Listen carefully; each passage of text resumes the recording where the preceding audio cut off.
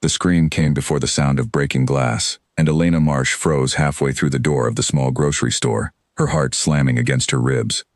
A young boy had knocked over a display of jars, and honey was spreading across the floor in a slow golden pool. The boy's mother was scolding him, but nobody in the store was looking at the mess. Every single person had turned toward the back corner, where a tall man stood with his hands pressed flat against the shelf, breathing hard, his eyes shut. Elena had only been in Millbrook for 3 days.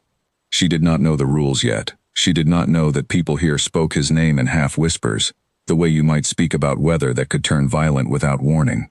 She only saw a man in pain, and something in her chest pulled her forward before her mind could stop her feet. "Are you all right?" she asked. The store went silent.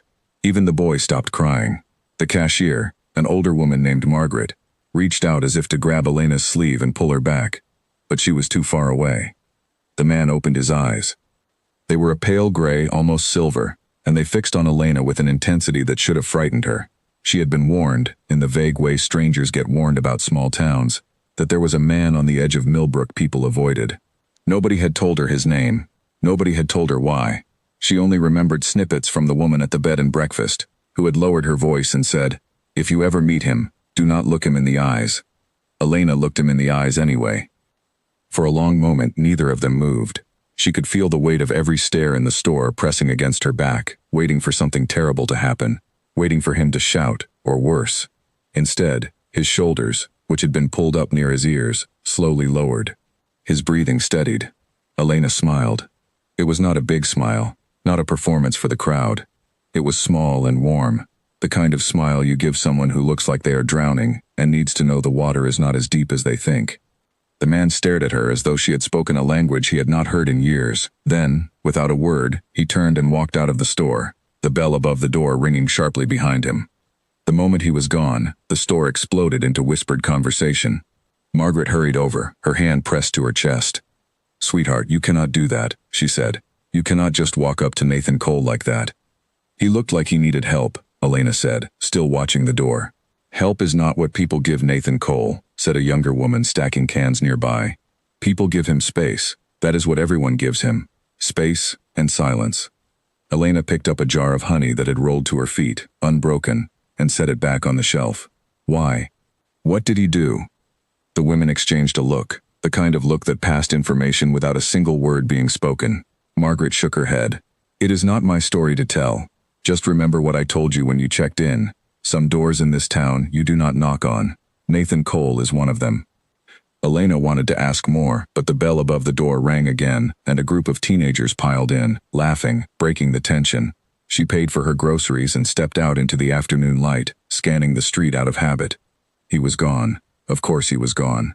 But something about the encounter stayed with her the rest of the day, needling at her thoughts while she unpacked boxes in her new apartment above the old bookshop. She kept seeing his eyes, the way panic had lived in them for a moment, the way it had eased when she smiled instead of flinched. Elena had moved to Millbrook to work at the town clinic, replacing a nurse who had retired after 30 years of service. She had chosen the town almost at random, tired of the city, tired of noise that never stopped and neighbors who never spoke. Millbrook, with its narrow streets and its slow rhythm, had seemed like a place to breathe. She had not expected her first real conversation, if it could even be called that, to be with a man everyone treated like a ghost story. That evening, she sat by her window with a cup of tea, watching the sun sink behind the hills that surrounded the town. From here she could see almost the entire main street, the church spire, the small park with its single bench, and further out, past the last row of houses, an old farmhouse standing alone against the tree line. Something told her, without any proof at all, that the house belonged to him. The next morning, her first shift at the clinic began early. Dr. Whitmore, a kind man in his 60s with tired eyes and a gentle voice, walked her through the small building, introducing her to the 2 other staff members and explaining the filing system that had clearly not changed in decades. "You will like it here," he said. "Quiet town, good people. We do not get much excitement, which most days is a blessing." "I heard about a man yesterday," Elena said carefully. "Nathan Cole. People seemed frightened of him." Dr. Whitmore's easy expression flickered, just for a second. He busied himself with a folder before answering. "Nathan is not a bad man. He has had a hard road. People in small towns, they hold on to stories long after the stories stop being true. What happened to him?" That is his to tell, if he ever chooses to, the doctor said, gently but firmly closing the subject. Just be careful, Elena. Not because he would hurt you, because grief like his can be contagious if you get too close before you understand it. The warning should have settled the matter. It should have made her keep her distance, the way everyone else in Millbrook did. Instead, it made her more curious, because grief was something Elena understood better than anyone realized. She had buried her own losses under years of forward motion, under new towns and new jobs and new starts. She recognized pain when she saw it, even in the eyes of a stranger. 3 days later, she saw him again. She was walking home from the clinic, her bag heavy on her shoulder, when she noticed a dog running loose near the edge of the road, barking wildly at something in the ditch. She hurried closer and found a young deer, tangled in a length of wire fencing, kicking weakly, exhausted from struggling. She knelt down, trying to calm the animal, murmuring softly, but the wire was tight, and her hands were shaking too badly to work it free without hurting the deer further. "Move your hands." The voice made her jump. Nathan Cole was crouched beside her before she had even heard him approach, his large hands steady and sure as he examined the wire. He did not look at her. He kept his eyes fixed on the deer, speaking to it in a low, calm voice while his fingers worked the metal loose with a patience that surprised her. Within a minute, the deer was free. It scrambled up, stumbled once, and bolted into the trees, disappearing in seconds. Nathan stood, brushing dirt from his knees, and finally looked at her. Up close, his eyes were even more striking, pale and watchful, like he was always bracing for something. "Thank you," Elena said. "I could not get it loose." "You were shaking too hard," he said. It was not an insult. It was simply an observation, delivered plainly, the way he seemed to say everything. "You're good with animals." "Animals do not lie about what they want," he said. "People do." He turned to leave, and panic, irrational and sudden, rose in her chest at the thought of him walking away again without another word. "I'm Elena," she said quickly. "I'm the new nurse at the clinic." He paused. For a long moment, she thought he would not answer at all. Then, without turning around, he said, "I know who you are. Everyone in this town knows who you are within a day. That is how Millbrook works." "Then you have the advantage," she said, "because nobody will tell me anything about you." That made him turn, just slightly, enough that she caught the edge of something in his expression, not quite a smile, but close to one. "Good," he said. "Keep it that way." He walked off down the road toward the farmhouse she had seen from her window, his long strides eating up the distance quickly. Elena stood there for a while, watching him go, the dog now sitting obediently at her side as though it, too, understood something had shifted. That night, she could not stop thinking about the way he had spoken to the deer, soft and certain, nothing like the tension that gripped him in the grocery store. It was as though he had two entirely different selves, one built for animals and empty roads, and one built for people who were too afraid to look him in the eyes. She wondered which one was real. The following week, she began noticing small things. A basket of fresh eggs left outside the clinic door with no note attached, wood neatly stacked by Margaret's back porch when her husband was too sick to chop it himself, a boy's bicycle, found abandoned in a ditch after a storm, quietly repaired and returned to the family's porch overnight. Nobody spoke his name when they described these small kindnesses, but everyone seemed to know exactly who had done them. "He does things like that," Dr. Whitmore admitted one afternoon when Elena finally asked him directly. "Quiet things. Things nobody can quite prove. But then something happens, some argument, some misunderstanding, and people remember only the anger, never the kindness." "What kind of argument?" The doctor sighed, looking older suddenly. 3 years ago, there was an incident at the town hall meeting. Voices were raised. Nathan said things people have not forgiven him for saying, even though every word he said turned out to be true. Since then, people have decided it is easier to be afraid of him than to admit he was right. Elena turned the words over in her mind for days afterward, trying to imagine what truth could be dangerous enough to turn an entire town against the man who had spoken it, and gentle enough that the same man would kneel in a ditch to save a frightened animal without a second thought. She did not have an answer yet, but she found, walking home each evening past the edge of town where the farmhouse stood against the darkening sky, that she was no longer content to leave the question alone. Whatever secret Nathan Cole was carrying, it had followed him into every room he entered, into every wary glance thrown his way, into the silence that surrounded him like a wall built brick by brick over 3 long years. Elena did not know yet that she was about to become the first person in that time to try knocking it down. The knock on Elena's door came at 7 in the morning, sharp and urgent, 3 days after she had watched Nathan Cole disappear down the road toward his farmhouse. She opened it to find Margaret standing there, pale and out of breath, her coat thrown on over her nightdress. "There's been an accident," Margaret said. "Old Mr. Pruitt fell from his ladder cleaning gutters. Dr. Whitmore is already there, but he needs another set of hands. Hurry." Elena grabbed her bag and ran the 6 blocks to the Pruitt house without stopping. By the time she arrived, a small crowd had gathered on the lawn, murmuring anxiously, and she pushed through them to find the elderly man lying on the grass, his leg bent at a wrong angle, his face gray with pain. Dr. Whitmore knelt beside him, working quickly, but his hands were shaking slightly, the tremor of a man who had done this work for 40 years, and still could not fully separate his own fear from his patient's pain. "We need to splint it before we move him," he said. "Elena, hold his shoulders steady." She did, murmuring soft reassurances to the old man, whose eyes were wide with panic. It was in the middle of this chaos that she noticed Nathan standing at the edge of the crowd, apart from everyone else as always, watching with an intensity that made it clear he was assessing the situation rather than simply staring. "You," Dr. Whitmore called out, not even looking up. "Nathan, I need something rigid, 2 feet long. There's wood stacked by the shed." Nobody questioned why the doctor had called on him directly, though several people in the crowd exchanged uneasy glances. Nathan disappeared around the side of the house and returned in under a minute with 2 pieces of wood, already roughly sized to what was needed. He knelt down across from Elena, and together, guided by the doctor's instructions, they splinted the old man's leg. Nathan's hands were steady in a way Elena had not expected, careful and precise, adjusting the pressure exactly when the doctor asked, without needing to be told twice. "You've done this before," Elena said quietly, working alongside him.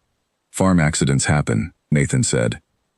"You learn quickly, or you watch someone suffer longer than they need to."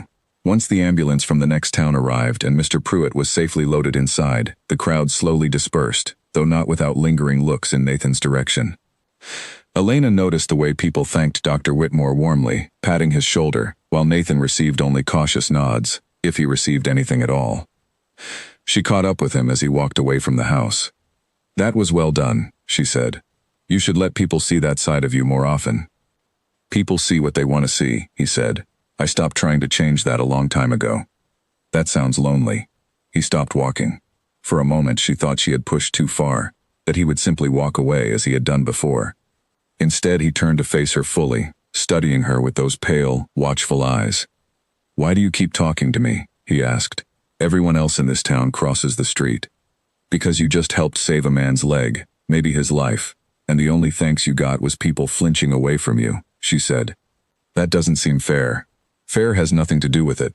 His voice was flat, but there was something underneath it, something tired rather than angry. "You have been here 2 weeks. You do not know this town. You do not know me." "Then tell me," Elena said. "Instead of everyone else telling me half of a story, tell me yourself." For a long moment, he simply looked at her, and she thought she saw something shift behind his eyes, a door opening a crack before slamming shut again. "Not today," he said, and walked away. It was not a no. She held on to that thought the rest of the day, turning it over like a stone in her pocket, and it stayed with her through the following week, as she settled further into her new life in Millbrook. She learned the rhythms of the town, the bakery that opened at dawn and sold out of bread by 9, the church bells that rang every evening at 6, the way the entire town seemed to gather at the small diner on Sunday mornings after service. She learned, too, more about Nathan Cole, in pieces offered reluctantly by people who clearly still cared about him even as they kept their distance.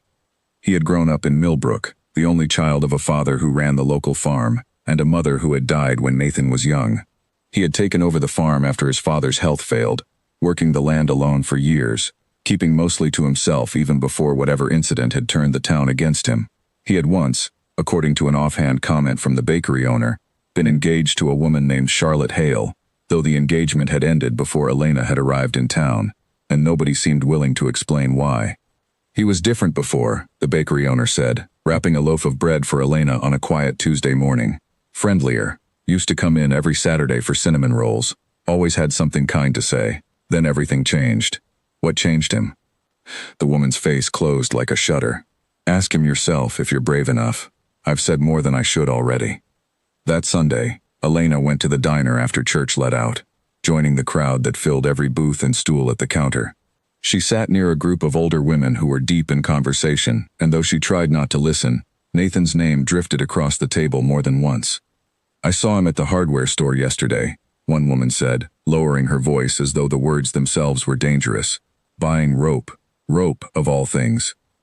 For fencing, probably, another woman replied, though her tone suggested she did not fully believe her own words. You would think a man with nothing to hide would smile more, the first woman said, would talk more. He walks around like he is carrying something heavy on his shoulders. Elena set down her coffee cup harder than she meant to. Maybe he's carrying the weight of being blamed for something he never did, she said, before she could stop herself. The table went quiet. Every woman turned to look at her, surprise and mild offense mixing on their faces. You are the new nurse, one of them said carefully. You have not been here long enough to understand. I understand that a man saved a boy's bicycle, helped set an old man's broken leg, and pulled a deer out of a wire fence, all in the last month, Elena said. None of that sounds like someone who burned down 4 buildings out of spite. Nobody said he did it out of spite, the first woman replied, her cheeks coloring slightly. We only said what we heard. That's exactly the problem, Elena said, gathering her things. Everyone only says what they heard. Nobody ever says what they know. She left more money on the table than her coffee required and walked out into the bright Sunday air, her heart pounding with the adrenaline of having spoken up in a town that clearly preferred silence to honesty. She did not regret it, though she suspected word of the exchange would travel through Millbrook faster than she could outrun it. By Tuesday, she noticed the shift in how people spoke to her, not unkind exactly, but more guarded, as though she had aligned herself with something they did not fully trust. Dr. Whitmore mentioned it gently over lunch, warning her that reputations in small towns were fragile things, easily bruised by association. I'm not asking anyone to agree with me, Elena told him. I'm only asking them to think for themselves, instead of repeating rumors. That is a brave thing to ask of people who have believed the same story for 3 years, the doctor said. Bravery and comfort rarely live in the same house, Elena. Be careful which one you choose to protect. Elena did not have the chance to ask him again for nearly 2 weeks. She saw him occasionally from a distance, working in his fields, or driving his old truck through town for supplies, but he never lingered long enough for conversation, and she did not want to chase him the way the rest of the town seemed to expect people to keep their distance. Then, on a Thursday evening, as a storm rolled in from the west, she found herself stranded on the side of the road when her car sputtered and died 2 miles outside of town. The rain came fast and hard, and within minutes she was soaked through, standing beside her car with her phone showing no signal, the sky darkening rapidly with the storm. Headlights appeared through the rain, slowing as they approached, and her heart lifted with relief until she recognized the shape of the old truck. Nathan pulled over without hesitation, stepping out into the rain without an umbrella, without seeming to notice the water soaking through his jacket. Car trouble? He asked, though it was obvious from the smoke curling from under the hood. It just stopped, she said, water dripping from her hair into her eyes. I don't know what happened. He popped the hood, examining the engine with quick, practiced movements, muttering something under his breath about a belt that had likely snapped. This will need a mechanic, he said. You cannot drive it tonight. I don't have a signal out here. I know, nobody does, this far from town.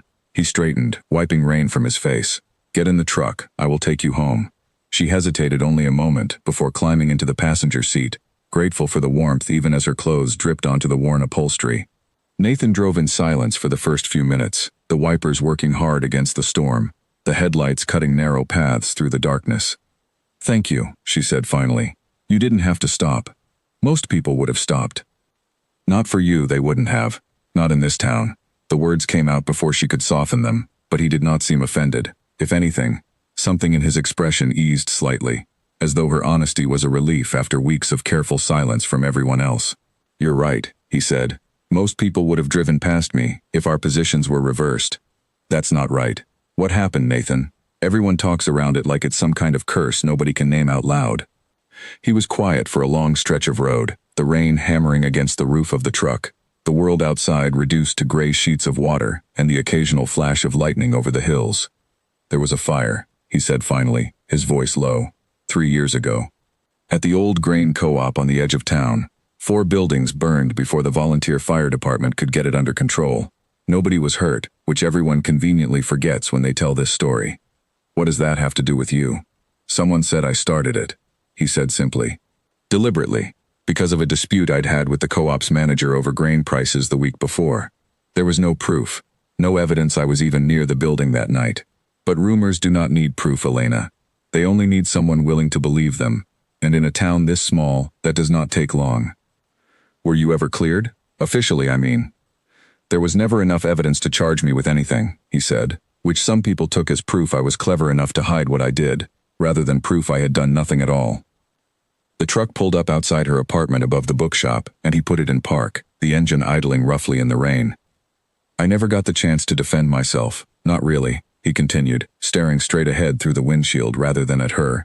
By the time the investigation closed with no charges, the town had already decided who I was. Charlotte broke off our engagement 3 weeks later. She said she could not build a life with a man half the town believed was dangerous, whether it was true or not. Elena sat in silence, absorbing the weight of what he had shared, understanding now the depth of the isolation that had shaped him, the wall he had built, not out of guilt, but out of self-protection. I believe you, she said quietly. I don't need proof. I've spent enough time with you now to know violence isn't in you. He turned to look at her then, really look at her, and for the first time since she had met him, the guarded exhaustion in his eyes softened into something else, something almost vulnerable. You should be careful saying things like that, he said. This town does not forgive people for standing beside me. I'm not asking the town's permission, Elena said, and meant it. Something passed between them in that moment, quiet and unspoken, before Nathan cleared his throat and looked away, the walls rising again, though not quite as high as before. Get inside before you catch a cold, he said. I will have someone tow your car in the morning. She stepped out into the rain, and as she reached her door, she turned back to see him still watching, making sure she got inside safely before he pulled away. It was such a small thing, but it settled something in her chest, a certainty that whatever the town believed about Nathan Cole, they had gotten the story wrong. She did not yet know how far that town would go to keep believing the lie they had built, or how much it would cost both of them before the truth finally came to light. The mechanic confirmed what Nathan had already guessed, a snapped belt, an easy fix, and by Friday Elena had her car back, running smoothly, parked once again outside the bookshop. She thanked the mechanic, paid the bill, and found a folded note tucked under her windshield wiper that had not been there when she left the car that morning. The note contained only a single line, written in careful, blocky handwriting. Come see the farm sometime, if you are not afraid of a little mud. She smiled the entire walk back to the clinic. It took her 3 more days to work up the nerve to actually go, driving out along the same road where her car had broken down, turning onto the long gravel path that led to Nathan's farmhouse. The house itself was modest but well kept, white paint slightly faded, a wraparound porch with a single rocking chair, fields stretching out behind it toward the tree line in neat, orderly rows. Nathan was in the barn when she arrived, working on a piece of machinery with grease staining his hands to the wrist. He looked up when her car pulled in, and for a moment surprise flickered across his face before settling into something quieter, something almost pleased. You came, he said. You invited me. I did not think you would actually do it. He wiped his hands on a rag hanging from his belt. Most people who get an invitation like that find a reason to forget it. I'm not most people, Elena said, stepping into the barn, the smell of hay and oil and old wood surrounding her. Besides, I was curious. Everyone talks about your farm like it's the edge of the world. It might as well be, to them. He gestured for her to follow him deeper into the barn, past stalls holding 2 horses and a cow that eyed her with mild curiosity. This is Duke, he said, patting the larger horse's neck. And that is Bramble. My father raised him from a foal. She spent the next hour learning the farm from him, walking through fields of wheat that would be ready for harvest within weeks, watching him check fence lines with the same careful attention he had shown while splinting Mr. Pruitt's leg.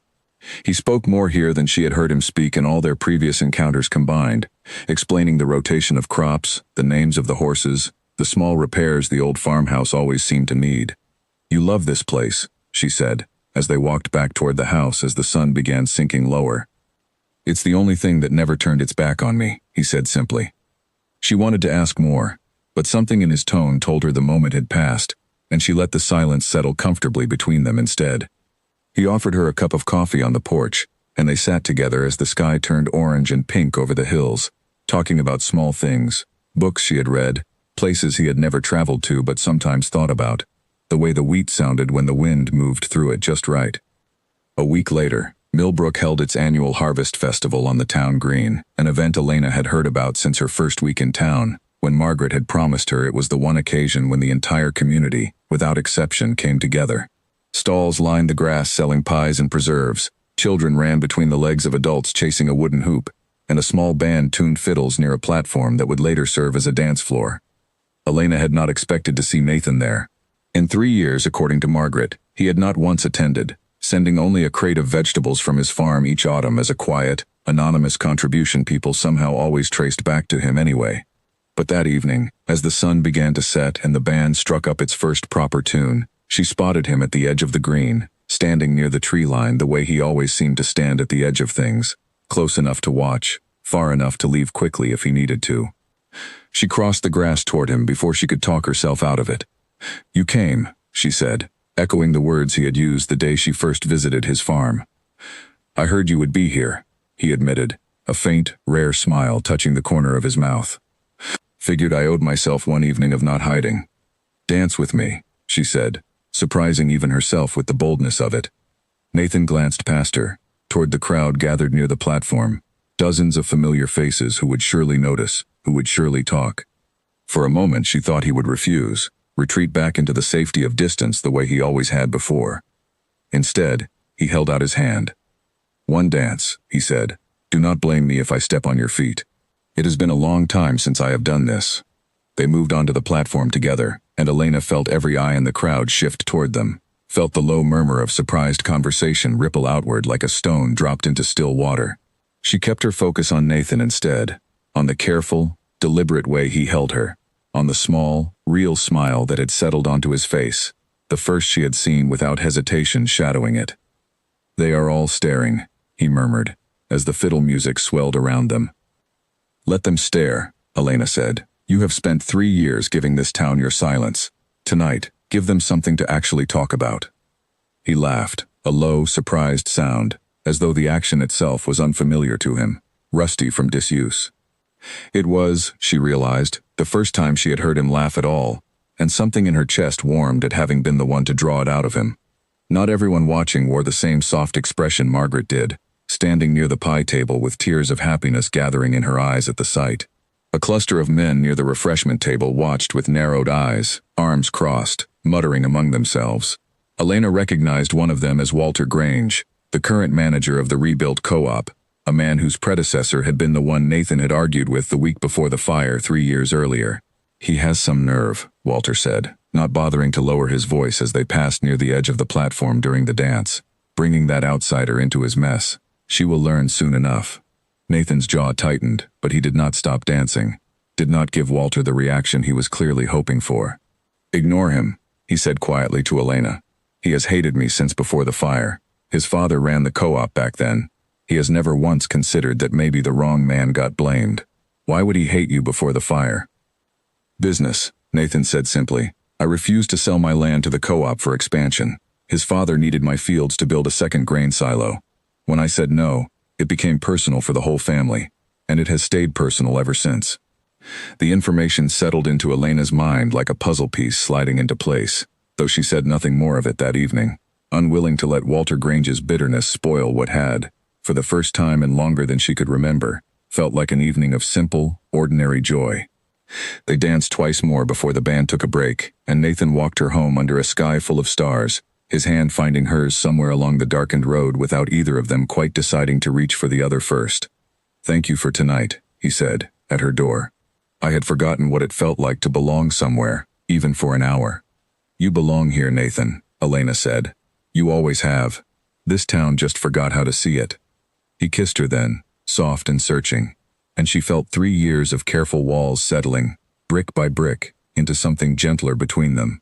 But even as she watched him walk back toward his truck under the moonlight, she could not shake the memory of Walter Grange's narrowed eyes, the barely concealed threat in his voice, and the uneasy feeling that not every ending at a harvest festival was a happy one. It became a pattern over the following weeks. She would visit the farm 2 or 3 evenings a week after her shifts at the clinic ended, and they would walk the fields together, or sit on the porch, slowly peeling back the layers each had built around themselves. She told him about the family she had lost touch with after her mother's death, about the restlessness that had driven her from city to city before Millbrook. He told her, in careful, measured pieces, about his father's decline, about the years of loneliness after Charlotte left, about the way the town's suspicion had settled into his bones until he almost believed he deserved it. You don't, Elena said firmly, one evening as they sat on the porch steps, close enough that their shoulders nearly touched. You didn't do anything wrong, Nathan. You don't have to carry guilt that was never yours to carry.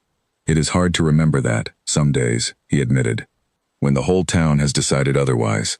Then let me remind you, she said, as many times as you need. He looked at her for a long moment, something raw and unguarded passing across his face, and for the first time, he reached out and took her hand, his grip careful, as though he was afraid she might pull away. She did not pull away. News of their growing closeness spread through Millbrook the way all news did in a town that small, quickly and without her permission.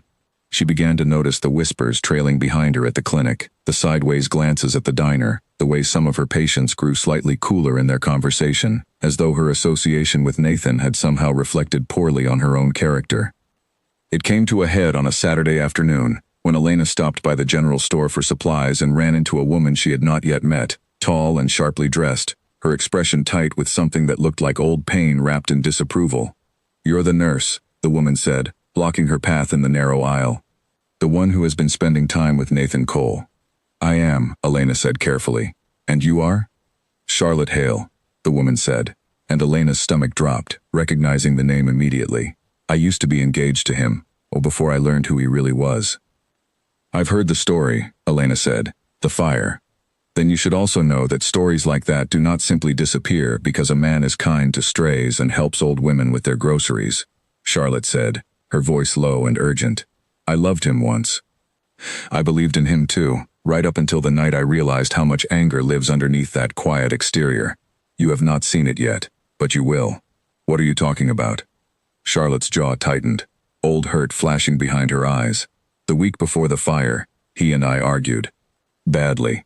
He put his fist through the wall of my kitchen, so close to my head I could feel the wind of it. He apologized after, said it was stress, said it would never happen again. 3 days later, the co-op burned to the ground, and I have spent every night since wondering if I know him at all." The words hit Elena like cold water, and for a moment, doubt crept in despite everything she had witnessed with her own eyes. The gentleness with the deer, the careful hands splinting a broken leg, the porch conversations where he had never once raised his voice, even when discussing the deepest wounds of his life. "I don't believe he would hurt anyone," Elena said, though her voice wavered slightly. "I did not believe it either," Charlotte said, "right up until I did." She stepped closer, lowering her voice further. "I am not telling you this to hurt you. I am telling you because someone should have warned me, and nobody did. Be careful, Elena, please." Charlotte walked away, leaving Elena standing frozen in the aisle, her earlier certainty shaken by the raw fear in the other woman's voice. She drove out to the farm that evening anyway, needing to see him, needing to ask him directly rather than let doubt fester in silence the way the rest of the town seemed to prefer.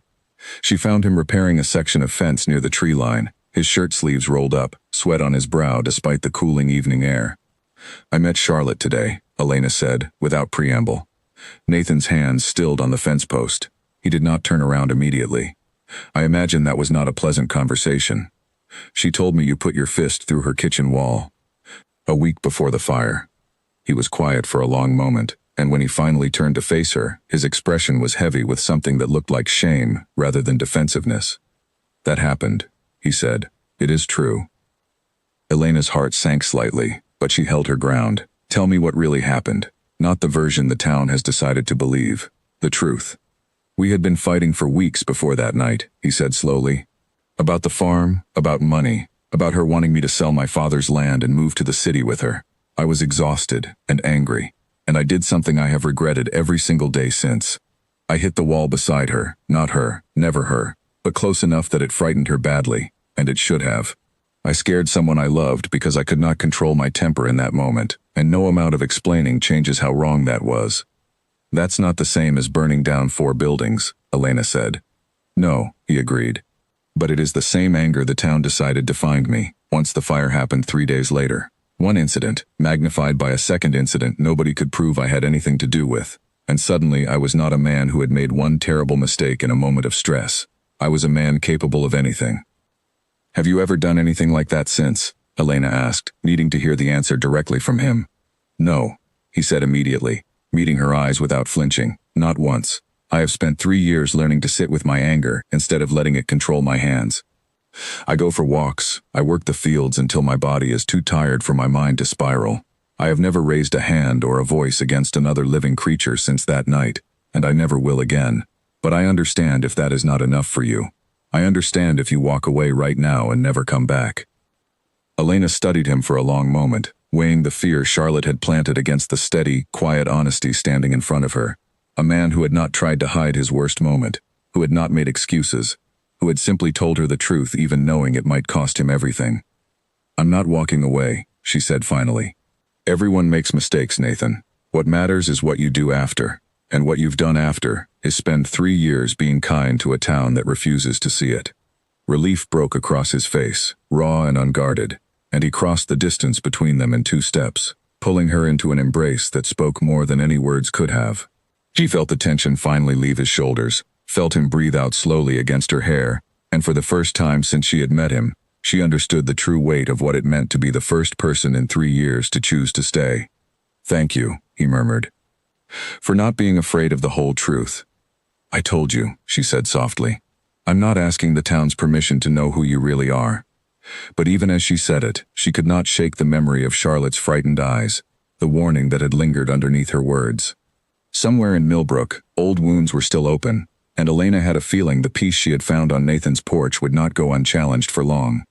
A hard knock on the clinic door pulled Elena away from her paperwork on a gray Monday morning, and she opened it to find Dr. Whitmore standing there with a folded newspaper in his hand, his expression grave. "You need to see this," he said, laying the paper flat on the reception desk. The headline sat above the fold in bold letters, cold and accusing. "Questions resurface over co-op fire as new witness comes forward." Elena's stomach dropped as she scanned the article, her eyes catching fragments that made her chest tighten with dread. A quote, attributed to an unnamed source, claimed to have seen someone matching Nathan's description near the co-op the night of the fire, information the source said they had been too afraid to share 3 years earlier. "Who would say this now?" Elena asked. 3 years later, out of nowhere? "That is exactly the question I would like answered," Dr. Whitmore said grimly. "Convenient timing, given how much attention the two of you have drawn since the festival." Elena drove straight to the farm after her shift ended, finding Nathan already aware of the article, sitting at his kitchen table with the same newspaper spread out in front of him, his face carved from stone. "It is not true," he said, before she could even ask. "Whoever this witness is, they are lying." "I know," Elena said immediately, sitting down across from him. "I never doubted that for a second. But someone wants people to believe it, and I think I might know why." She told him about Walter Grange, about the barely concealed hostility at the festival, about the old grudge over the co-op expansion that had never truly faded. Nathan listened, his jaw tightening with each word, though he shook his head slowly when she finished. "Walter is bitter," he said, "but planting a fake witness in the newspaper, that takes more than bitterness. That takes planning, and money, and connections at the paper he does not have alone. Then who is helping him?" Neither of them had an answer that evening, but the question hung between them like a storm building on the horizon, and within days, the answer began to reveal itself in small, damaging pieces. The clinic's waiting room grew quieter whenever Elena entered, conversations dying mid-sentence. 2 of her patients requested to see Dr. Whitmore instead, citing vague discomfort they could not quite explain. Margaret, loyal as ever, reported that whispers at the general store had shifted from curious to suspicious, the old fear repainted with fresh, uglier color. "They are saying you knew all along," Margaret told her, wringing her hands as she restocked shelves, "that you moved to town already knowing about him, that the 2 of you have been planning something together. I know it is not true, sweetheart, but people believe strange things when they are frightened." "Planning what, exactly?" Elena asked, incredulous. "What could we possibly be planning?" Margaret did not have an answer, and neither, it seemed, did the town, though that did not stop the rumors from growing wilder with each retelling, the way rumors always did when left unchecked in the fertile soil of fear. The pressure came to a head on a Thursday evening, when Elena arrived at the farm to find Nathan standing in his yard, staring at the side of his barn where someone had spray-painted a single word in harsh red letters, the paint still wet enough to drip down the weathered wood like something bleeding. "Murderer." Elena felt sick at the sight of it, the ugliness of the word made worse by how carefully it had been placed, right where anyone driving past on the main road would see it clearly. "Nobody died in that fire," Nathan said quietly, staring at the word as though trying to understand how 3 years of careful, quiet living had led back to this. Not one person was hurt. And still, this is what they believe I am. We need to call the sheriff, Elena said. This is vandalism. This is a threat. The sheriff will ask questions I cannot answer any better than I could 3 years ago, Nathan said, his voice heavy with exhaustion. No proof either way, just more suspicion, circling back around to land on me again. But Elena insisted, and reluctantly, Nathan called it in. Sheriff Callahan arrived within the hour, a heavy-set man with tired eyes who examined the paint and took photographs, though his questions, gentle as they were, carried an undercurrent of doubt that made it clear even he was not entirely certain whose side the truth belonged to. I'll ask around, Callahan said, before leaving. See if anyone saw anything. But Nathan, you understand, given the history here, people are going to have opinions before I've even started looking. After the sheriff left, Nathan sat heavily on the porch steps, his head in his hands, and Elena sat beside him, wrapping an arm around his shoulders, feeling the tension radiating through his body like a live wire. I thought I had made peace with this town's opinion of me, he said. I thought 3 years of silence had built enough distance that it could not hurt me anymore, but it still does, every single time. You don't have to make peace with cruelty, Elena said firmly. You only have to survive it long enough for the truth to catch up, and I am not going anywhere while we wait for that to happen. He looked at her then, something fierce and grateful passing behind his eyes. You could walk away from all of this, he said. Nobody would blame you. Your life would be easier without this attached to it. I don't want easier, Elena said. I want honest. And you are the most honest person I have met in this entire town, Nathan Cole, red paint and rumors included. He pulled her close, resting his forehead against hers, and for a long moment, they simply sat together in the gathering dusk, the ugly word on the barn wall fading slightly into the shadows as night fell around them. Determined to do more than simply wait for cruelty to run its course, Elena spent her lunch break the following day at the Millbrook Public Library, a small brick building tucked behind the church that housed, among its narrow shelves, a complete archive of the town's weekly newspaper going back decades. The librarian, an elderly man named Mr. Doyle who remembered Nathan's father fondly, helped her pull the bound volumes from 3 years earlier without asking too many questions about why. She found the original coverage of the fire quickly, yellowed pages filled with grainy photographs of smoke rising over the co-op's ruined buildings. The early articles were cautious, factual, quoting the fire marshal's statement that the cause remained undetermined pending investigation. It was only in the later editions, nearly 2 weeks after the fire, that Nathan's name began appearing at all, first as a passing mention, then, gradually, as the central suspect in a story that had shifted from reporting facts to shaping opinion. She noticed the byline on almost every article that mentioned Nathan by name, a reporter named Douglas Finch. Curious, she asked Mr. Doyle if he knew the man. Finch, the old librarian said, adjusting his glasses. He does not report much anymore. Retired from the paper 2 years back, though I hear he still does the occasional piece when asked. Married into the Grange family, if memory serves. His wife is Walter's younger sister. Elena felt a cold certainty settle into her chest. The man who had shaped public opinion against Nathan 3 years ago, and the man who had apparently supplied this week's anonymous witness quote, were connected by family to the very man who stood to gain the most from Nathan's continued disgrace. She shared the discovery with Nathan that evening, watching his expression harden with a mixture of vindication and renewed anger as the pieces settled into place. Walter has been feeding Finch information for years, Nathan said slowly, shaping the story to protect his father's reputation and his own business interests, while destroying mine in the process. It is not paranoia if it is true. We need proof connecting them directly, Elena said. Not just family ties, something that shows Walter fabricated this new witness. That will not be easy to find, Nathan admitted. Walter has spent 3 years being careful. He is not going to leave evidence lying around for anyone to trip over. Still, the discovery gave them both something they had been missing since the article first appeared: direction, and the beginning of a plan rather than simple, helpless waiting. Elena returned to the library twice more that week, cross-referencing old land records at the town hall with Mr. Doyle's help, uncovering a paper trail showing Walter's father had, in fact, attempted twice before the fire to force a sale of Nathan's land through legal pressure, both attempts failing when Nathan refused to be intimidated by threats of eminent domain that Dr. Whitmore later confirmed had never had any real legal standing. This was never really about the fire, Elena said to Nathan, spreading the photocopied documents across his kitchen table one evening. The fire was just the excuse Walter's family needed. They wanted your land long before that night, and when the fire happened, whether by accident or by someone else's hand entirely, it gave them the perfect opportunity to turn the whole town against you, hoping you would eventually give up and sell just to escape the suspicion. I never considered selling, Nathan said, not once, not even at my lowest point. That is exactly why they have kept the pressure on for 3 years, Elena said. You not selling means their plan has not worked yet. This newspaper article, the vandalism, it is not random. It is escalation, because they are running out of patience. The following days brought no answers, only more unease. Elena began noticing a car she did not recognize parked near the edge of her street some evenings, gone by morning, though she could never quite catch a clear look at the driver. Dr. Whitmore grew increasingly protective, walking her to her car after late shifts, his kind face lined with worry he tried and failed to hide.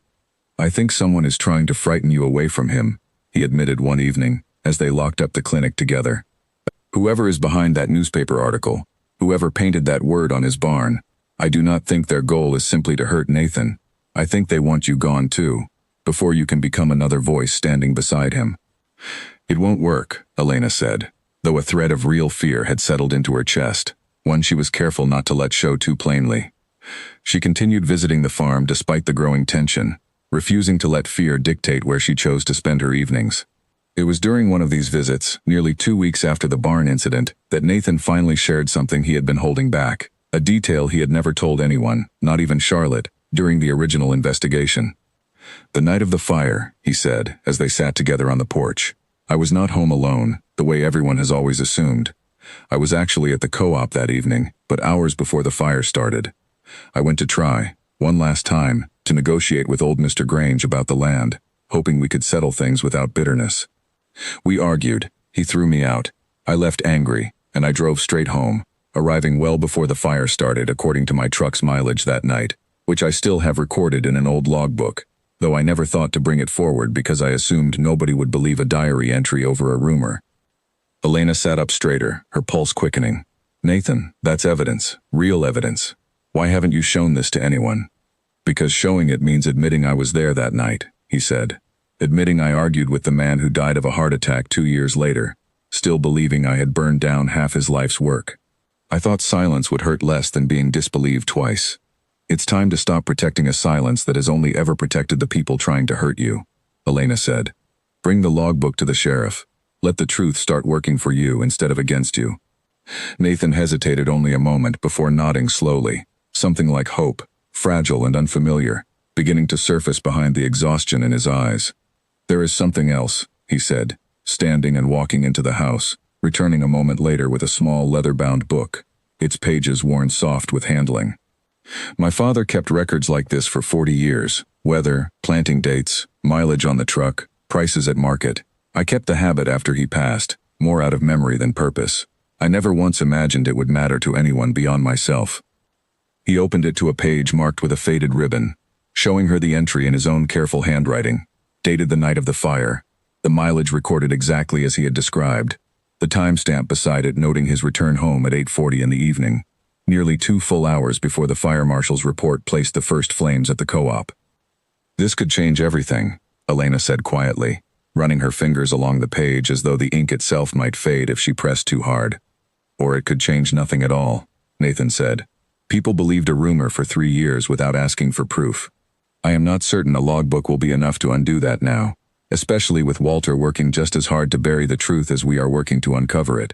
Then we make sure it is enough, Elena said, closing the book gently and placing it back into his hands, together.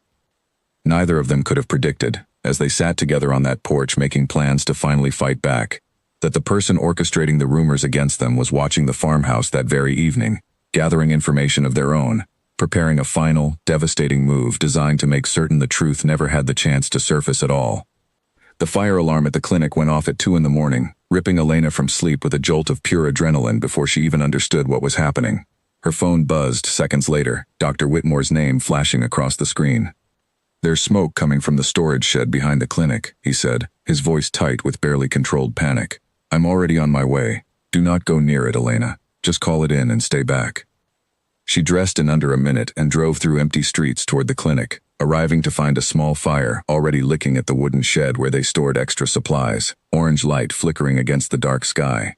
the volunteer fire truck's siren still distant on the night air. Dr. Whitmore stood a safe distance away, his face pale in the glow of the flames, and beside him, unexpectedly, stood Sheriff Callahan, who must have been patrolling nearby when the call came in.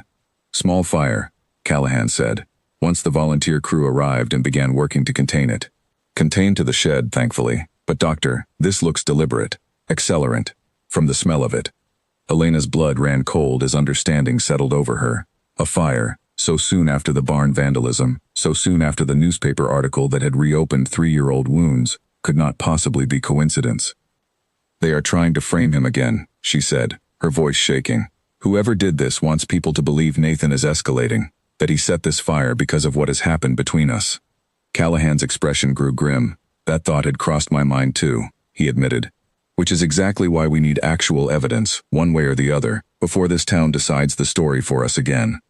By morning, the rumor had already spread through Millbrook with familiar speed, twisted and reshaped with each retelling, until half the town seemed convinced Nathan himself had set the fire in some kind of jealous rage over the earlier newspaper article. Despite Elena's insistence to anyone who would listen that he had been at his farm the entire night, a fact she herself could verify since she had called him immediately after the fire began and he had answered from home, his truck's engine cold in the driveway when Sheriff Callahan checked it personally an hour later.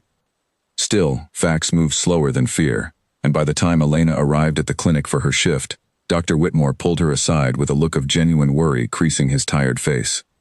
"The clinic board met this morning," he said quietly. "Emergency session. There is pressure building, Elena, for you to distance yourself from Nathan, at least publicly, until this situation resolves itself. Some patients are threatening to seek care elsewhere otherwise." "That's not fair," Elena said, anger flaring hot and immediate. "I haven't done anything wrong. Neither has he." "I know," Dr. Whitmore said gently, "and I fought for you in that meeting, harder than you know, but I need you to understand what you are facing, so that whatever you choose to do next, you do it with clear eyes, rather than surprise." She left the meeting shaken but resolute, driving straight to the sheriff's office rather than the farm, determined to push the investigation forward with whatever evidence they had gathered. Sheriff Callahan listened carefully as she laid out the connection between Walter Grange, Douglas Finch, and the pattern of escalating pressure against Nathan's land, and though his expression remained carefully neutral throughout, she caught the slight tightening around his eyes that told her the information had landed somewhere important. "I cannot arrest a man on a family connection and a hunch," Callahan said, "but I will start looking into Walter Grange's whereabouts last night, quietly, and I will have someone examine that logbook Nathan mentioned to me yesterday. If his account of that night holds up against the original fire marshal's timeline, it could reopen the entire case in his favor." It was the first real thread of hope Elena had felt since the newspaper article first appeared, and she carried it with her out to the farm that evening, eager to share the news with Nathan. But as she turned onto the long gravel drive, she found him standing rigid in his yard, staring at a second message, this one left not in paint but in the form of an official-looking letter pinned to his front door.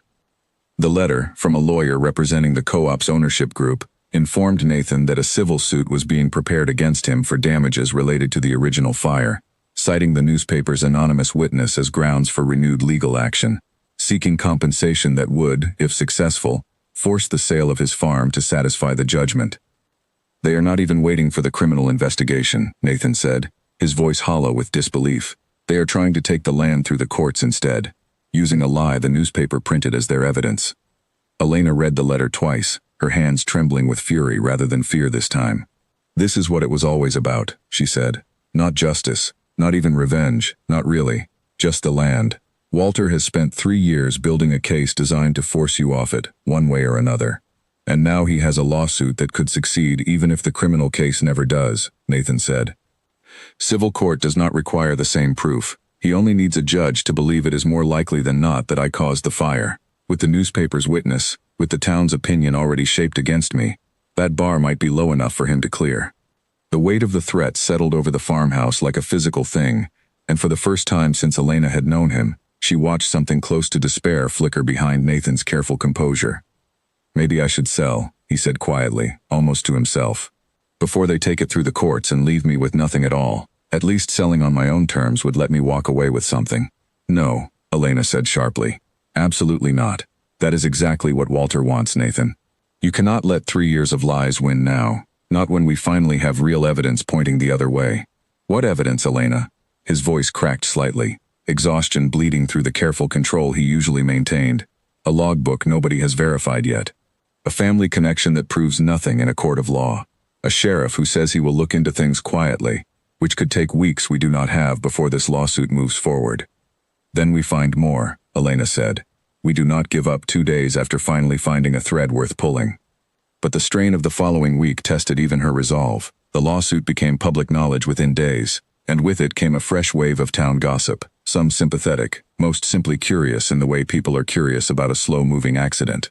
Elena found herself increasingly isolated at the clinic. Colleagues who had once been friendly, now polite but distant. Patients requesting other providers with excuses too thin to hide their true reasoning. It was Charlotte, unexpectedly, who reached out during this difficult stretch, appearing at Elena's apartment one evening with an expression far softer than their tense encounter at the general store weeks earlier. "I owe you an apology," Charlotte said, standing awkwardly in the doorway. "And Nathan too, though I do not think I have the courage yet to say it to his face." "What changed?" Elena asked, stepping aside to let her in. "I heard about the lawsuit," Charlotte said, sitting stiffly on the edge of a chair. "And it made me remember something I had buried, because it was easier than facing what it meant. Walter came to see me, the week after the fire, 3 years ago. He asked me, very casually, whether Nathan had ever frightened me, whether I thought him capable of real violence. At the time, still hurting from the wall incident, I told him yes, without really thinking about what my answer might be used for. I did not know then that my words would become part of the story that destroyed him. I have carried that guilt for 3 years, telling myself it was not my fault, that I only answered a question honestly. But I think, now, that Walter was building his case against Nathan long before that fire ever happened, and I gave him exactly what he needed without realizing it." Elena listened, her heart aching for the guilt Charlotte had clearly carried alone for years. "Would you tell the sheriff what you just told me?" Charlotte hesitated, old fear flickering across her face, before nodding slowly. "Yes," she said. "I think I owe Nathan that much, even after everything." Charlotte's statement, delivered to Sheriff Callahan the following morning, added another crack in the foundation Walter Grange had spent 3 years building, but it was not enough, on its own, to stop the lawsuit from proceeding toward a hearing date set for just 2 weeks later. Emboldened by Charlotte's courage, Elena decided she could no longer sit back and simply hope the truth would surface on its own. On a bright, cold morning, she drove into town and walked directly into the rebuilt co-op office, its glass doors gleaming, a stark contrast to the burned wreckage that had once stood in its place. Walter Grange looked up from his desk with poorly concealed surprise as she entered, quickly rearranging his expression into something politely neutral. "Miss Marsh," he said, "I cannot imagine what brings you here." "I think you can," Elena said, closing the door behind her. "I know about the land dispute your father had with Nathan before the fire.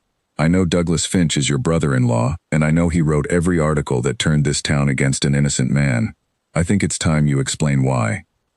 Walter's jaw tightened, the polite mask slipping for just a moment before he composed himself again. "That is a very serious accusation, Miss Marsh, built on nothing but family connections and speculation." "Then explain the lawsuit," Elena pressed. "Explain why, 3 years after the fire, with no new physical evidence, you suddenly have an anonymous witness willing to place Nathan at the scene, right when the two of you have been trying to force a sale of his land since before the fire ever happened." "People change their minds about coming forward," Walter said stiffly. "Guilt has a way of loosening tongues eventually. Or money has a way of loosening them faster," Elena said. "I wonder what the sheriff would find if he looked closely at your finances, Walter. At payments made to a certain anonymous source, or perhaps to your brother-in-law for a very convenient piece of journalism." For the first time, real alarm flickered across Walter's face, quickly buried but not quickly enough. "You should be careful making accusations you cannot prove," he said, his voice lower now, edged with something closer to threat than politeness. "This town has already decided what it believes about Nathan Cole. Digging deeper will only hurt you both further. This town believed a lie for 3 years because nobody bothered to ask the right questions," Elena said, standing her ground despite the tightness in her chest. "I am asking them now, and I will keep asking, publicly, loudly, until someone finally answers honestly. You can decide whether that someone is you, or whether it is your brother-in-law when the sheriff comes calling." She left the office without waiting for a response, her hands shaking slightly once she reached her car, adrenaline and fear finally catching up with her now that the confrontation was over. But beneath the fear sat something steadier, a conviction that she had, for the first time, made Walter Grange genuinely afraid of what might come next. She reported the conversation to Sheriff Callahan that same afternoon, who listened with a mixture of concern and grudging respect. "That was either very brave or very reckless," he said. "Possibly both. But it may have been useful. Guilty men get careless when they are frightened, Elena. Keep me informed if he tries to contact you again, and do not go back there alone." Word of the confrontation spread through Millbrook almost as quickly as the original rumors had, though this time, the reaction split the town more evenly than Elena had expected. Some still shook their heads at what they saw as reckless loyalty to a dangerous man, but others, quietly at first, began to speak up in ways they had not dared to before. An old farmhand who had worked alongside Nathan's father years earlier stopped by the clinic to offer his support. A young mother whose son's bicycle Nathan had quietly repaired left a note thanking Elena for standing by a good man the town had wronged. Even Dr. Whitmore, normally cautious about taking sides too visibly, began speaking more openly in Nathan's defense whenever the subject arose among his patients. It was not a flood of support, not yet, but it was a crack in the town's collective certainty. And cracks, Elena had learned watching Nathan slowly heal over the past months, had a way of spreading further than anyone expected once they finally began. Nathan grew quieter with each passing day, the weight of the impending court date settling over him like a physical burden, and Elena watched helplessly as the man who had slowly opened himself up to her retreated back into old, familiar silence. "Talk to me," she said one evening, finding him sitting alone on the porch in the dark, no lights on inside the house. "Don't shut me out now, Nathan, not when we've come this far together." "I am tired, Elena," he admitted, his voice raw. "Tired of fighting a town that decided who I was before I had a chance to defend myself. Tired of watching you lose friends and patients because you chose to stand beside me. Maybe Charlotte was right to leave, all those years ago. Maybe loving me only ever brings people pain." The words struck her like a physical blow, and she knelt in front of him, taking his face gently in her hands, forcing him to meet her eyes even in the darkness. "Do not you dare compare me to someone who left," she said fiercely. "I am still here. I am choosing to still be here, every single day, because I know exactly who you are, and it has nothing to do with rumors or lawsuits or a town too frightened to think for itself. You are the man who saved a deer tangled in wire. You are the man who splinted a stranger's leg without hesitation. You are the man who told me the truth about your worst moment instead of hiding it. That is who I love, Nathan Cole, and no courtroom is going to convince me otherwise." He stared at her for a long moment, something breaking open behind his eyes. 3 years of careful walls finally beginning to crumble entirely. "You love me," he said quietly, as though testing the words for the first time. "I do," she said, "completely, and without a single doubt, no matter what happens in that courtroom." He pulled her into his arms then, holding on as though she were the only steady thing left in a world determined to tear him apart, and for a while, they simply sat together in the darkness, drawing strength from each other, while the town outside continued to whisper and wait for the hearing that would decide far more than just the fate of his father's land. The night before Callahan's visit, Elena could not sleep, her mind turning over every piece of the puzzle they had gathered so far. The logbook, Charlotte's statement, the land dispute, the family connection between Walter and Finch. Each piece told a story, but none of them, individually, felt strong enough to overturn 3 years of settled opinion in a single courtroom hearing. She lay awake staring at the ceiling of her small apartment, listening to the wind move through the trees outside, praying that whatever the sheriff had found would be enough to finally tip the balance in their favor. 2 days before the scheduled hearing, Sheriff Callahan arrived at the farm unannounced, his expression unreadable as he stepped out of his patrol car with a thick folder tucked under his arm. "I need to show you both something," he said. "I think we finally found the piece that changes everything." Sheriff Callahan spread the contents of the folder across Nathan's kitchen table, and Elena leaned in close, her heart hammering as she scanned the documents inside. "Bank records," Callahan said. "Obtained through a warrant once I had enough to convince a judge there was reasonable cause. 3 payments, each $1,000, made from an account belonging to Walter Grange to a woman named Ruth Anders over the past 6 weeks." "Who is Ruth Anders?" Elena asked. "A woman who works the night shift at the diner," Callahan said grimly. "And, as it turns out, the anonymous witness quoted in that newspaper article. I spoke with her this morning. Once I showed her these records, she broke down almost immediately. Walter approached her a month ago, offered her money to claim she saw someone matching Nathan's description near the co-op the night of the fire. She had actually been working a shift at the diner that entire night, verified by the time clock records I pulled this morning. She was never anywhere near the co-op. Nathan sat back heavily in his chair, relief and fury warring across his face in equal measure. 3 years, he said quietly. 3 years of my life. And it took a bribed diner waitress and a bank statement to finally begin unraveling it. There's more, Callahan continued. I cross-referenced your logbook entry with the original fire marshal's report, which I pulled from the county archive this week. Your mileage and timestamp line up exactly with your truck's fuel receipts from that same night, which the original investigators never bothered to check, because they had already decided you were guilty before they finished looking. Combined with Ruth's confession and the financial records connecting Walter to the fabricated testimony, I believe we have enough, not just to stop this lawsuit, but to reopen the original case entirely, this time looking at Walter Grange as a person of interest rather than you. The words hung in the air, almost too large to fully absorb after 3 years of carrying an accusation with no way to disprove it. Elena reached for Nathan's hand under the table, feeling it tremble slightly beneath her fingers. Do you think he actually started the fire himself? Elena asked, or just used it once it happened? That remains to be determined, Callahan said carefully. But a man desperate enough to bribe a witness and manufacture a civil lawsuit is a man with something significant to hide, in my experience. I intend to find out exactly what that is. Word of Walter Grange's arrest, 2 days later, tore through Millbrook faster than any rumor that had come before it. Faster even than the original fire itself had spread through the wooden buildings of the old co-op 3 years earlier. Sheriff Callahan, armed with Ruth's full confession and the financial records connecting Walter to the bribery, brought him in for questioning that quickly escalated into formal charges once further investigation revealed additional inconsistencies in Walter's account of his own whereabouts the night of the original fire. The town that had once whispered Nathan's name with fear now buzzed with an entirely different kind of shock, disbelief giving way slowly to something like collective shame as the true story emerged, piece by piece, in the days that followed. The newspaper, under new pressure from its own readers, ran a retraction on its front page, printing Ruth's confession alongside an apology for the original reporting that had shaped public opinion so thoroughly against an innocent man. Elena watched the shift happen gradually, in small moments scattered across the following week. Margaret arrived at the farm with a pie, tears in her eyes as she apologized for every unkind word she had ever repeated about Nathan without questioning it. The mother whose son's bicycle he had quietly repaired brought her boy along this time, letting him thank Nathan directly for a kindness the family had always suspected but never confirmed. Even Dr. Whitmore, normally reserved in his emotions, gripped Nathan's shoulder firmly outside the clinic one afternoon, telling him simply that he was glad, deeply glad, to finally see the truth catch up to a good man. Not everyone came around so easily. Some in town remained quiet, uncertain how to reconcile 3 years of settled belief with a truth that upended everything.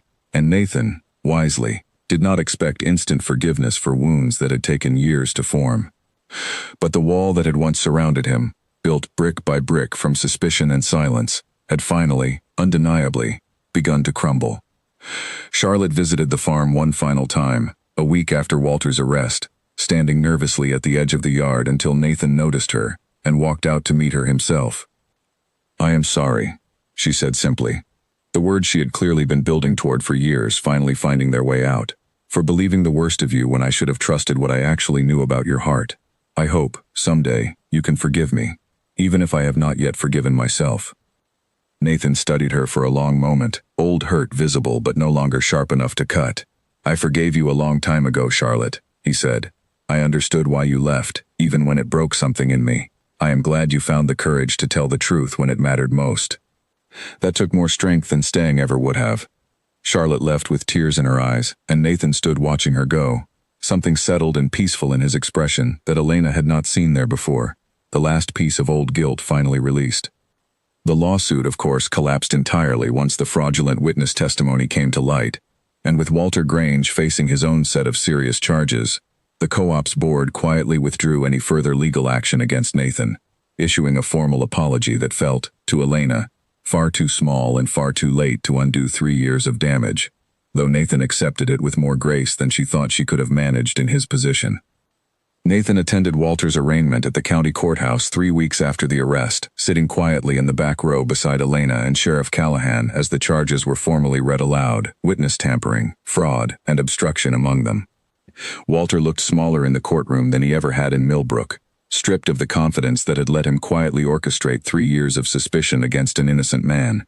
He did not look back at Nathan once during the proceeding, his eyes fixed straight ahead, jaw tight with the particular shame of a man who had finally run out of ways to hide. Outside the courthouse afterward, reporters from a larger regional paper had gathered, drawn by the unusual story of a small-town scandal finally unraveling after 3 years. Nathan answered their questions carefully, without bitterness, focusing more on the importance of looking past rumor toward truth than on any desire for revenge against the man who had cost him so much. "Do you think he actually set the fire?" one reporter asked directly. "I don't know," Nathan answered honestly, "and I have made peace with the possibility that we may never know for certain. What I do know is that whatever started that fire, it was not me, and it took 3 years and the courage of several people willing to finally tell the truth to prove it. That is enough for me to build the rest of my life on." As it turned out, the original question was answered more definitively than anyone expected. Reopening the case revealed an old fire marshal's report, buried for years in the county archive, that had noted faulty wiring in the co-op storage building as a probable cause, a finding that had been quietly set aside once Walter's father, eager to avoid liability for the building's poor maintenance, had begun steering suspicion toward Nathan instead. The revelation added a fresh charge against Walter for suppressing evidence, and closed, finally and completely, the question that had haunted Nathan for 3 long years. The fire had never been anyone's fault at all, only old wiring and older neglect, twisted by a family desperate to protect their own interests into a weapon against an innocent man. Nathan received the news quietly, sitting on his porch with Elena beside him, the autumn evening cool and still around them. 3 years, he said again, shaking his head slowly. Over faulty wiring nobody wanted to pay to fix. "It wasn't about the fire," Elena reminded him gently. "Not really. It was about your land, and your refusal to give it up. The fire was just the excuse they needed." "I know," Nathan said. "It should make me angrier than it does. Maybe I have simply run out of anger to spend on it. All I have left is gratitude that the truth finally found its way home." 2 months after Walter's arrest, Millbrook held its winter festival, a smaller, quieter event than the harvest celebration, held indoors at the town hall with candles and pine garlands decorating every surface against the early chill outside. Elena arrived on Nathan's arm this time, no hesitation in either of their steps, no edge of the crowd to retreat toward if things grew difficult. The reception could not have been more different from their first dance together months earlier. People greeted Nathan directly now, shaking his hand, asking after his fields, inquiring about the horses by name. It was not universal warmth, not yet. Some faces still held careful distance, old habits slow to fully unwind, but it was enough, more than enough, to feel like the beginning of something that had been owed to him for a very long time. Dr. Whitmore found them near the refreshment table, his eyes bright with something like pride. "The town needs to hear something," he said. "Would you two consider speaking, just briefly? People deserve to hear the truth directly from the person it hurt most." Nathan hesitated, old instinct still whispering caution even now, but Elena squeezed his hand gently, and something in her steady presence gave him the courage he needed. He stepped up onto the small platform at the front of the hall, the room quieting gradually as people noticed him standing there. "I am not accustomed to speaking in front of crowds," he began, his voice carrying clearly despite its quiet steadiness. "For 3 years I got used to silence instead, because silence felt safer than trying to defend myself against something that had already been decided. I want to thank the people who have shown me kindness since the truth came out, and I want to be honest that it will take time before I fully trust that kindness will last. But I also want to say this. Fear is easy. Believing the worst about someone is easy, especially when the story has already been written for you. What is harder, and what I hope this town remembers going forward, is choosing to look closer before deciding who someone is. One person did that for me, when nobody else would." He looked at Elena then, and the entire room seemed to follow his gaze, understanding settling over the crowd as clearly as if he had spoken her name aloud. "She looked me in the eyes when everyone told her not to," he continued. "She smiled instead of flinching. And because of that one small act of courage, I remembered what it felt like to be seen as a person again, instead of a rumor. I do not think I can ever fully repay that, but I intend to spend the rest of my life trying." The room erupted into warm applause, and Elena felt tears gather in her eyes as Nathan stepped down from the platform and crossed the room directly to her, taking both her hands in his. "I love you," he said, quietly enough that it felt like it belonged only to the two of them, even surrounded by the entire town. "I have loved you since the moment you smiled at me in that grocery store, though it took me far too long to trust that feeling enough to say it." "I love you too," Elena said, laughing through her tears. "I think I knew it the night you pulled that deer out of the wire fence and told me animals do not lie about what they want." "And people?" he asked, smiling in a way that had become easier, more natural, with each passing week since the truth had finally set him free. "People just need someone brave enough to wait for the truth," Elena said. "I am glad I got to be that person for you." Through the winter months that followed, Elena watched Nathan continue to soften in small, steady ways, laughing more freely at the diner where they now shared Sunday breakfast without a single lingering stare from the other patrons, greeting neighbors by name across the general store, without the old wariness that had once colored every interaction. He began attending town council meetings again, offering his opinion on local matters with the same calm confidence he had once reserved only for his fields and his animals. And to Elena's quiet delight, people listened, really listened, in a way they had refused to for 3 long years. The clinic, too, settled back into its familiar rhythm, patients returning without hesitation, colleagues who had once grown distant now warm and easy in conversation, as though the entire town had collectively exhaled after holding its breath for far too long. Dr. Whitmore joked, more than once, that Elena had done more to heal Millbrook's fractured trust than any medicine he had dispensed in 40 years of practice. Spring came to Millbrook slowly, the way it always did in that part of the country, fields thawing gradually, wildflowers pushing up through soil that had spent months frozen and silent. Nathan proposed to Elena on the same porch where he had first told her the truth about the fire, kneeling in the early morning light with the farmhouse and the fields spread out behind him, the horses grazing peacefully in the distance. Their wedding, held that summer on the very same town green where they had shared their first dance, drew nearly the entire town, a gathering far larger and far warmer than either of them could have imagined during the darkest months of the previous year. Margaret cried through the entire ceremony.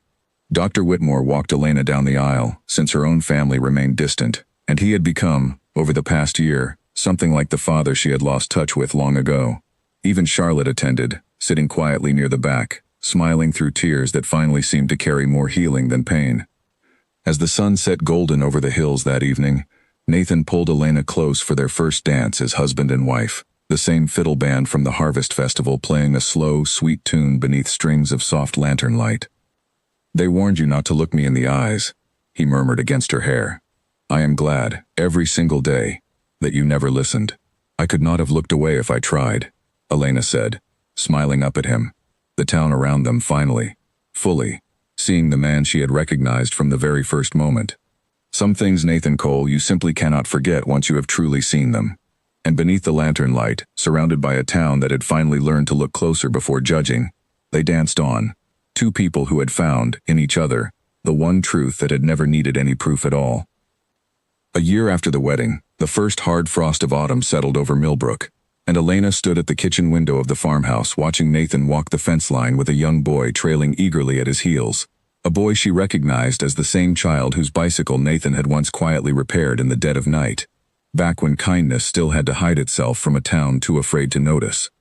The boy, now nearly 12, had taken to visiting the farm every weekend, drawn by Nathan's patient way with the horses and by stories of the land that had once belonged to Nathan's father and his father before him. Elena watched them from the porch some afternoons, feeling a warmth settle in her chest that had nothing to do with the coffee cup in her hands and everything to do with how far they had both traveled since that first frightened glance across a grocery store. Millbrook itself had changed in quieter ways over the past year, changes so gradual most residents barely noticed them happening. The town council had voted to fund proper fire safety inspections for every commercial building after the truth about the co-op's faulty wiring came to light, a measure Nathan himself had proposed at a meeting the previous spring, standing before the same room that had once condemned him without evidence. Walter Grange's trial had concluded that summer, resulting in a conviction on the fraud and witness tampering charges, though the sentence, sadly, could never fully repay the 3 years Nathan had spent carrying a burden that was never his to bear. Walter's family sold their remaining stake in the co-op shortly after, and Douglas Finch, publicly disgraced by his role in the fabricated reporting, had left Millbrook entirely, unable to face the community whose trust he had so thoroughly betrayed for the sake of family loyalty. Charlotte had married again that same year. A quiet ceremony at the church with Elena and Nathan both in attendance, an invitation that would have seemed impossible 18 months earlier. She had stopped by the farm just once since, not to relive old wounds but simply to see the horses she remembered fondly from years before Nathan's world had fractured, and to thank Elena, quietly, for teaching an entire town something about looking closer before judging. Dr. Whitmore had begun training a new nurse to eventually take over some of his duties, a young woman named Grace who reminded Elena, in small ways, of her own early uncertain days in Millbrook. Elena found herself, more often than she expected, sitting Grace down to share not medical advice but the story of how a single moment of courage, choosing to smile instead of look away, had reshaped an entire community's understanding of judgment and grace. "You just walked up to him?" Grace asked one afternoon, wide-eyed, after hearing the story for the first time. "Knowing everyone was terrified of him?" "I did not know to be afraid," Elena admitted, smiling at the memory. "And once I looked at him properly, I realized there was nothing to fear at all, only someone the whole town had decided to fear without ever asking why. Sometimes the bravest thing you can do is simply refuse to look away." The farmhouse itself had grown warmer over the past year in ways beyond the literal, fresh paint on the porch railings, a garden Elena had planted along the south-facing wall, bursting now with the last of the autumn vegetables. Nathan had built a small addition onto the barn that spring, a nursery of sorts for the new foal that Bramble had given birth to in early summer. A gift, Nathan said, that felt fitting after everything the farm had weathered and survived. Elena had grown close, too, with several of the women who had once whispered warnings about Nathan in the grocery store, Margaret chief among them, who now visited the farmhouse weekly with fresh bread and stories about her grandchildren, apologizing still, every so often, for the years she had spent believing rumors instead of asking questions. Elena never held it against her. She understood, better now than she had a year earlier, how fear could root itself so deeply in a small town that questioning it felt dangerous, even to good, kind people who simply did not know better until someone showed them a different way. In the spring following the wedding, Sheriff Callahan retired from active duty after nearly 30 years of service, and at his farewell gathering held at the town hall, he made a point of pulling Nathan aside before the evening ended. "I have handled a lot of cases in my career," Callahan said, shaking Nathan's hand firmly. "Most of them straightforward, evidence pointing one clear direction. Yours was different. It taught me something I try to pass on to the younger deputies now, that the loudest story is not always the truest one, and sometimes the quietest man in the room is the one telling the truth all along." "I appreciate you finally listening," Nathan said, "even if it took 3 years to get there." "Better 3 years late than never at all," Callahan replied, glancing toward Elena with a knowing smile. "Though I suspect you have her to thank more than me for how this all turned out." The new sheriff, a sharp young woman named Priya Malhotra who had transferred in from a larger county department, made a point of visiting the farm not long after taking over, curious about the case that had apparently reshaped how the department handled anonymous tips and circumstantial evidence going forward. She and Nathan spoke for nearly an hour on the porch, and by the time she left, she had asked him, somewhat sheepishly, whether he would be willing to speak to new deputies during their training about the dangers of building a case on assumption rather than evidence. "It seems my story keeps finding new places to matter," Nathan said to Elena afterward, shaking his head with quiet disbelief. "I never imagined, sitting in this kitchen 3 years ago, wondering if I would lose everything, that any of it would eventually help someone else." "That is what happens when the truth finally gets loose," Elena said. "It does not just fix what was broken. It keeps traveling outward, fixing things you never even knew needed it." The farm had prospered too, in ways that felt like quiet vindication after years of struggle. Nathan's wheat yield that year had been the best in over a decade, and with the added income he had been able to hire a young farmhand from a neighboring town, a quiet, hard-working young man named Oliver who reminded Nathan, he admitted once, of himself at that age, before suspicion and loneliness had worn him down. Watching Nathan mentor Oliver through the harvest season, patient in a way few employers bothered to be anymore, Elena understood more clearly than ever the kind of man the town had almost lost entirely to fear and misunderstanding. Even the old grain co-op, rebuilt under new management after Walter's family sold their stake, had extended an olive branch that spring, inviting Nathan to serve on a newly formed community oversight board, meant to ensure such failures of accountability, both the faulty wiring and the failure of justice that followed, could never happen again in Millbrook. Nathan had accepted cautiously, unwilling to fully trust an institution that had once been complicit in destroying his reputation. but determined, all the same, to make sure his voice was part of shaping whatever came next. One crisp evening in late October, as the boy from down the road finally headed home for supper, Nathan joined Elena on the porch, wrapping a blanket around both their shoulders against the cooling air. "I received a letter today," he said, pulling a folded paper from his jacket pocket. "From the County Historical Society. They want to include the co-op fire, and everything that came after, in a permanent exhibit about the importance of due process and community accountability. They asked if I would be willing to share my story." Elena studied his face carefully, watching for any trace of the old hesitation that had once made him retreat from any kind of public attention. "How do you feel about that?" "Strange," he admitted. "For 3 years, I wanted nothing more than for people to stop talking about me at all. Now someone is asking me to make sure they never forget what happened, so it does not happen again to anyone else in this town, or any other." "What did you tell them?" "I told them yes," he said, a small, steady smile touching his mouth. "I think, if my story can remind even one person to look closer before deciding who someone is, then everything we went through was not entirely without purpose." Elena leaned into his shoulder, watching the sun sink low behind the fields that had witnessed so much of their story, from wire fences and frightened deer, to logbooks and quiet confessions on lantern-lit porches. The land had held steady through all of it, patient and unchanging, the way Nathan himself had remained steady beneath 3 years of unfair suspicion, waiting only for someone willing to truly see him. "Do you ever think about that day in the grocery store?" she asked. "What would have happened if I had listened to the warnings and looked away like everyone else?" Nathan considered the question seriously, the way he considered most things, turning it over before answering. "I think I would still be standing at the edge of every room, waiting for people to finally stop being afraid of me," he said. "I do not know that I would have found the courage to fight for the truth on my own. You gave me a reason to believe it was worth fighting for, long before the evidence ever caught up to prove it." "I'm glad I didn't listen," Elena said softly. "So am I," he said, pressing a kiss to the top of her head. "Every single day, so am I." As the last light faded over Millbrook, the town settled into its familiar evening quiet, lamps flickering on in windows down the main street, the church bell marking 6 o'clock the way it had every evening, for as long as anyone could remember. Somewhere in that quiet town, a group of women at the general store no longer lowered their voices when Nathan's name came up in conversation. Somewhere, a boy who had once feared crossing paths with him now counted the days until his next weekend at the farm. And on a porch overlooking fields that had weathered fire and rumor, and finally, truth, 2 people who had built something lasting out of one small, brave smile, sat together, as the stars began to rise, certain, in a way neither had been certain of anything before, that whatever came next, they would face it exactly the way they had faced everything so far. Together, without looking away.